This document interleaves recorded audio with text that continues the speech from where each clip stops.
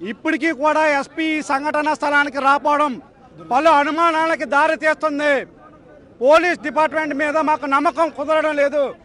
మేము అంటున్నాం, అందుకనే మేము అడుగుతున్నాం, ప్రభుత్వాన్ని డిమాండ్ చేస్తున్నాం, తక్షణమే ఈ కేసుని సిఐడికి ట్రాన్స్ఫర్ చేయాలి, లేదా జిల్లా సిట్టింగ్ జడ్జి తోటి మెజిస్ట్రేరియల్ విచారణ జరిపించాలని చెప్పి సవినయంగా విజ్ఞప్తి చేస్తున్నాం. ఇదే కానీ జరగకుండా ఉంటే గనక గేటు దాటి బాడీ కూడా బయటికి వెళ్దని చెప్పి హెచ్చరిస్తున్నాం.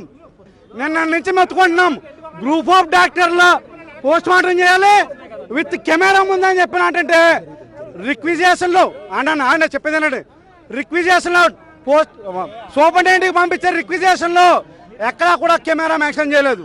మళ్ళీ మేము అది తెలుసుకుని అడిగితే మళ్ళీ ఇంకో రిక్విజేషన్లో విత్ కెమెరా అని చెప్పి అనఫిషియల్ కెమెరా తీస్తారంట.